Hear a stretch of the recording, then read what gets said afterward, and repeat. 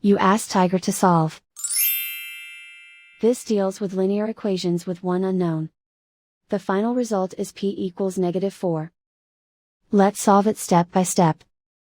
Simplify the expression. Expand the parentheses. Multiply the coefficients. Simplify the arithmetic. Expand the parentheses. Multiply the coefficients. Simplify the arithmetic. Group like terms. Simplify the arithmetic. Group all constants on the right side of the equation. Add 7 to both sides.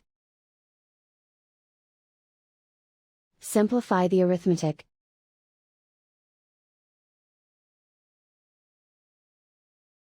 Isolate the p. Divide both sides by -7. Cancel out the negatives. Simplify the fraction. Move the negative sign from the denominator to the numerator. Find the greatest common factor of the numerator and denominator.